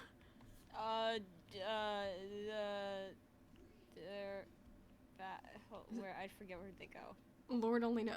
They go like, Yeah, yeah, there. right there. See? Wow. Cool. Amazing. Great. The arrow's floating. He's holding the arrow I now. this one was in the right place. It's fine. It's fine. It's fine. So we have this area, which is probably where most of the rest of the people stay, that I never decorated. Because I ran out of space. So this was gonna be something. The back rooms. The underbelly. We ignore that. So then we have the docks, which is honestly, Erie did, you know, amazing decorating this place. The boats were kind of last minute. Originally, we were gonna attempt to make one for Fair that needed repairs, that was somewhere that we could see, and then Luella's that was meant to be, you know, more embellished, but it's okay. It's fine. You know, the watchtower is pretty cool, honestly. It is, you know, functional. You can walk up in it. But other than that, you know, the clutter is really great over here. You know, it's just has so many nice little spots, like this one. You know, just a nice little area. You know, there's tables, there's chairs. It feels like such a cluttered and nice place, and it's so just lovely. And then we have this building, which was a pain. But, oh, there's this dog area, which I actually adore, and I imagine that, you know, there's just here. See? Robodog's right at home! Look at him! Look at the boy! Look at him! I adore them. Should we go inside? It's pretty simple. We've already seen most of this place. You know, oh, Charles is still at his desk. I'll leave him be. Oh. But, yeah, oh, that got blocked off. Yeah, that wasn't decorated. A few of these rooms just were not decorated. It was only, like, minimalistic to what I needed. I can tell you secrets. It's decorated with a sign that says office. Exactly. You know, this area is really cute, actually. This is one of the first things I wanted to build, and this is kind of where it started, you know, this little area. So I struggled because I didn't know how to make this look how I wanted. You have, you know, kind of stalls, but storage areas, you know, all this, and that's pretty much the build. So, yeah. Here, do we want to pose, you know, those of us, you know, the backstage people that helped me today? Where do we want to pose? We should pose somewhere, like, cool and pretty.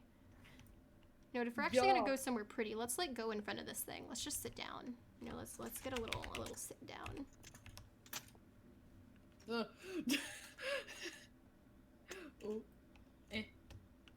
Hello, guys. We're here.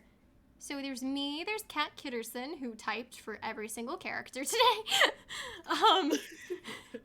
And then there's, you know, there's Flitz, who body acted, and there's Nova, who body acted. Nova has been afflicted with legitis. Their legs are massive. Pepper was also here, but Pepper was also here. They had to dip and go to bed or something. They had important business. You don't question what Pepper does, because Pepper does the important things.